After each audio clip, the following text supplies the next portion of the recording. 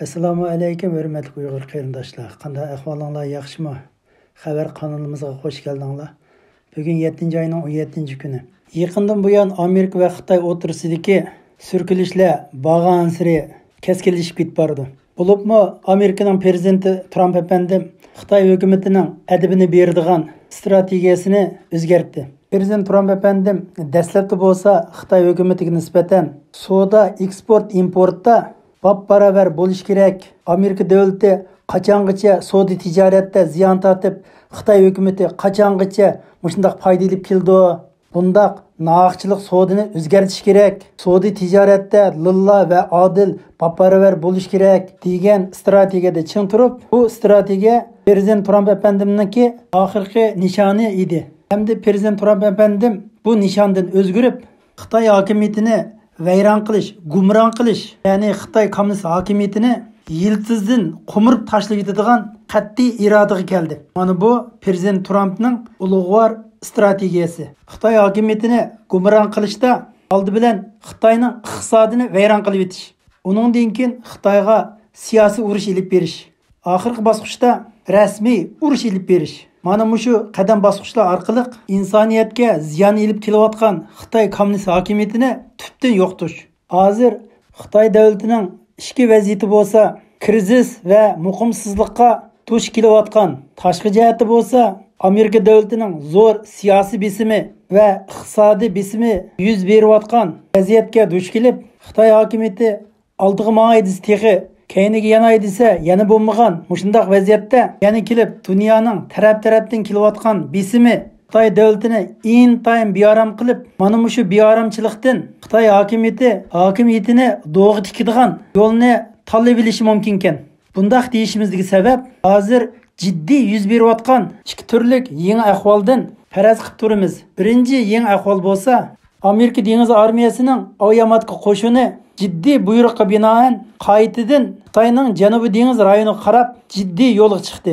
Hammamizdan xabar bo'lgandek, oldingi haftada Xitoy dengiz armiyasi G'arbiy Janubiy dengizda manevr ilib berayotgan mezgilda Amerika dengiz armiyasining Reagan nomli aviamatkasi bilan Miniz nomli aviamatkasi birlikda Xitoyning Janubiy dengizda keng ko'lamlik harbiy manevr ilib berib, Amerikaning ilg'or tipdagi aeroplanlari 24 soat dam olmay almishib uchib, dahshatlik cho'ng manevr ilib berib, Osiyo Tinch okean rayonini zilzilga keltirib o'tgan edi. Amerika dengiz armiyasining necha yuz dona ilg'or tipdagi aeroplanlar Janubiy dengizning osmon bo'shlig'ini qoplab ketgan edi. Manevr oxirlashgandan keyin Amerika dengiz armiya aviamatka qo'shini qoida bo'yicha Tinch okeandagi Amerikaning harbiy bazasi Guam degan orolga qaytish kerak.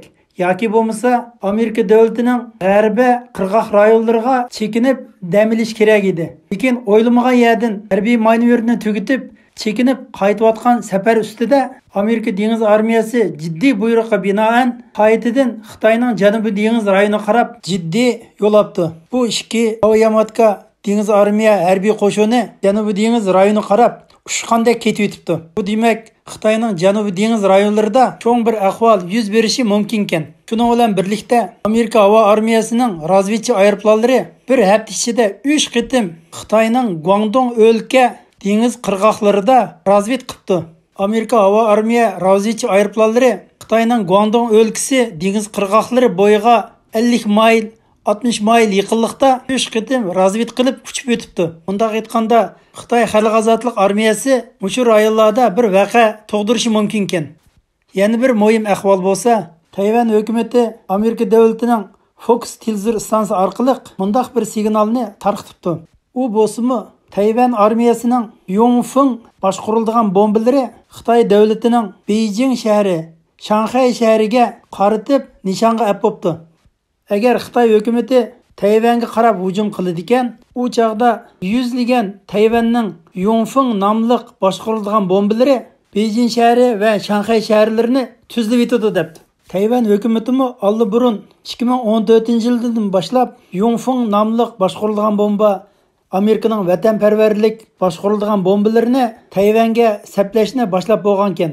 Bu qitim Tayvanning bu uchurlarni tarqatishdagi maqsad demak Xitoyning yomon g'arizini bilib qolgan gap. Buning ustiga Xitoy hukumati Xitoy Janubiy dengiz rayonlarida muqimsizlik ahvolini bag'ansiri kuchaytirayotgan gap. Bundaq deyishimizdagi maqsad Xitoy havo armiyasining 4 dona kurashchi aeroplani Xitoy Janubiy dengiz Yongxing orolida aylanib uçqan. Yongxing oroli deganimiz naq Xitoyning Janubiy dengizining o'rta qismida qonunsiz yasab olgan sun'iy orol.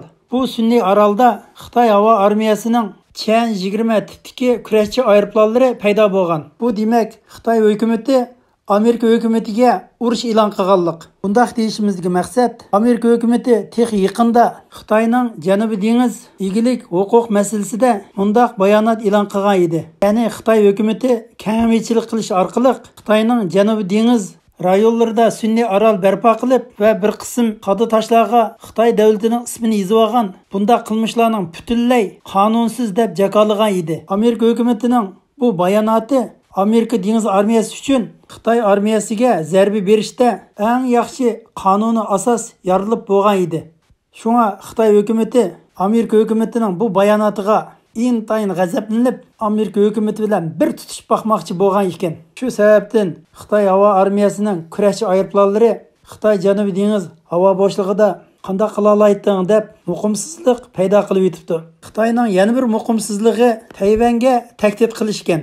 Hong Kongda turishliq Tayvanning ish bajarish 4 xodimi tunugun Hong Kongdan chekinibdi. Bu demak Tayvan bilan Hong Kongning munosabati nolga tushib qolgan gap. Xitoy hukumati Hong Kongda turishliq Tayvanning 4 vakilli xodimiga Xitoy hukumati bisim qilib, sizlar Tayvan bilan Jungo bir davlat degan so'zga kepillik xati yozishinglar kerak. Agar sizlar kepillik xati yozmaydigansizlar, sizlarni Hong Kongda tug'izmaymiz, ham sizlarga viza bermaymiz deb tahdid qildi. Tayvanning Hong Kongda turishliq bu 4 nafar vakili "Ko'ta qasqiningni bizni sen nima ko'ryapsan?" deb ko'psini yig'ishtirib Tayvanga qaytibdi. Bunda aytganda, Tayvanning Hong Kongda turishliq ish bajarish ishxonasining taqilishi Tayvan bilan Xitoyning normal munosabati butunlay uzildi degan gap. Hozir Hong Kongda Tayvanning faqat savdo ishlarini bajarish ishxonasi qilib qopti. Agar Hong Kongda turishliq Tayvanning savdo bajarish ishxonasi taqalsa, u chaqda Tayvan bilan Xitoy o'rtasidagi munosabat dushmanlik munosabatiga aylanib ketar ekan. Xitoy hukumati xuddi Hong Kongga qaratgan siyosatni, ya'ni bir davlatda bir tuzum deganga o'xshash, bir davlatda bir tuzum degan siyosatni Tayvanga ishiltish suratini tezlatmoqchi ekan. Bunda qilishdagi maqsad Xitoy davlatining ichida har xil krizislarning yuz berishi, muqimsizliklarning yuz berishi, G'arb dunyosi va Amerika dunyosining bisimining kundan kunga kuchayishi, shunga nafsi bo'g'ilgan bu Xitoy hokimiyati qisos ilish harakatini qo'llanishi mumkin ekan. Yana bir jihatdan Xitoy davlatining ichki qismida bo'lsa, keng ko'lamli suv ofati bag'ansiri kuchayib, Xitoyning Boyanxu degan daryo ko'llari teshib, Wuhan shahrini saqlab qolish uchun Boyanxuning to'simlarini o'rib etib, Xitoyning janubiy o'lka dehqonchilik rayonlarining hammasini suv besib ketibdi. Cho'ng shaharlarini qutqizish uchun yeza nahiyalarini suvga tashlab beribdi. Hozir Xitoyning janubiy Jungo rayonlari asosan suv dengizga aylanib ketibdi. Yana bir ahvol bo'lsa, tuyuqsiz Urumchida Xitoyning virusi paydo bo'lib, nurg'unlagan odamlarning o'lib ketish ahvoli yuz beribdi. Hukumatning e'lon qilishicha, bir ikki odamda virus paydo bo'ldi. Jiddiy oldini olmasak bo'lmaydi deb tashviqot bayon qildi. Hozir Urumchida bo'lsin, vatanimizningki hamma yerlarda bo'lsin, poyezd, qatnash, havo qatnashi butunlay qamal qilinib, jiddiy holatga o'tibdi. Uning ustiga 3-4 million Uyg'urlar hozir Xitoyning har turli lagerlarida solinib turmoqda. Agar lagerlarda Xitoyning virusi bayqalsa, buning oqibatini hech kim tasavvur qila olmaydi ekan. Shunga xalqaro jamiyat va chet eldagi Uyg'ur davosini qilayotgan Uyg'ur tashkilotlar bu masalaga jiddiy qaramasa bo'lmaydi ekan. Bu voqeadan boshqa Xitoyning ichki o'lkalarida bo'lsa, bir chetdan suv ofati, yana bir chetdan bo'lsa Xitoy davlatining eksport, import, savdo tijoratining faoliyat bo'lishi, zavod korxonalarining taqilishi, millionlagan Xitoy fuqarolarining ishsiz qilishi, iqtisodning kayniga ushqandek chekinishi, bularning hammasi birikib kelib, Xitoy davlatining iqtisodiy asosining vayron bo'lish qadami bag'ansiri tezlayotgan ahvol ko'rilib yetibdi. Xitoy hukumatı bu ichki krizisni hal qilish uchun ma'lum bir davlatga do'ngash kerak ekan. Tashqi jihatdan Xitoy hukumatiga nisbatan Amerika boshchiligidagi G'arb dunyosi Xitoyga qarta keng ko'lamli jazo qo'llanib, bu jazo bag'ansiri kuchayayotgan gap. Yaqindan buyon bizga ma'lum bo'lgandek, Xitoyning Janubiy dengiz masalasida, Uyg'urlar masalasi to'g'risida, Hong Kong masalasi to'g'risida Amerika davlati nurg'unlagan jazolash tadbirlarini e'lon qildi. Bu jazolash tadbirlari texi yangidan boshlanyotidi. Keng ko'lamli jazolar texi bundan keyin boshlanish oldida turyotidi. Hong Kong masalasi to'g'risida jazolash tizimligi endi e'lon qilish oldida turyotidi. Janubiy dengiz masalasi to'g'risida jazolash tizimligi bundan keyin e'lon qilish oldida turyotidi. Uningdan boshqa yaqinqi 1-2 kun ichida Amerika davlatida mundaq bir paranglar tarqalib yetibdi. U bo'lsa-mu Amerika hukumati bundan keyin Amerika davlatiga Xitoyning Kommunist partiya a'zolari va uning butun urug' tuqqanlarini Amerika davlatiga kirish cheklandi ekan. Bu xabar jiddiy Xitoy davlatiga tarqab, Xitoy davlatida bir chaqmoq chaqqandek bo'lib ketibdi. Xitoy Kommunist partiyasiga o'tgan butun Xitoy partiya a'zolari va ularning oila bola chaqalari andish va sarosimiga tushib ketibdi. Xitoy bayonotchisi Hua Chunyun Amerika davlati Xitoy davlatining 1 milliard 400 million naposi bilan qarshilashyotidi.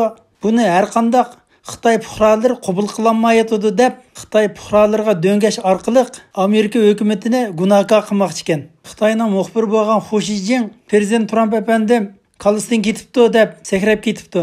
Aytishlar qaraganda Xu Shijingning Hua Chunyunning bir qizi hozir Nyu-Yorkdagi bir o'rta maktabda o'qib yetibdi. Xitoyning Beyjingda turishliq bir professori u bayonot e'lon qilib, Amerika hukumati Xitoy davlatining kommunist hokimiyatini ag'dirmoqchi ekan. Bu dunyo qoidasiga xiloflik ish bu deb maqolalarni yozib ketibdi. Xitoy kommunist partiya a'zolarining Amerikaga kirishni cheklaydigan tadbir yo'li qo'yilsa, bu Xitoy kommunist partiya a'zolari emas, balki Xitoy hokimiyatining ajallik jon tomirga zarba bo'ladi ekan. Demak, hozirgi bu vaziyatdan qaraganda Xitoy kommunist hokimiyatining obrazi xalqaroda bo'lsin, Amerika davlatida bo'lsin, intayin siz holatga tushib qolibdi. Hamda Xitoy kommunist hokimiyati va Xitoy kommunist hokimiyatining rahbarlari bundan keyingi xalqarodagi obrazi va o'rni intayin nachar. Xalqaro jamiyat Xitoy rahbarlaridan intayin saskindigan bir vaziyat shakllanibdi. Shunga Xitoyning rahbari bo'lgan Xi Jinping Tayvanga tuyuqsiz hujum qilib, o'zining vaziyatini o'ngshaydigan bir planning borlig'ini Tayvan hukumati, Amerika davlati allburun bayqab bo'lgan ekan. Agar Xitoy hokimiyati Tayvanga tavakkulchilik qilsa, u chaqda ajilning to'shqan kuni bo'ladi ekan. Xi Jinping Tayvan ishiga tavakkul qilmasa-mu, yana o'xshashla ajilning to'shadigan kuni yaqinlab qopti. Bugungi qisqa xabarimiz tugadi. Hammanglarning qimmatli vaqtiga ko'pdan ko'p rahmat.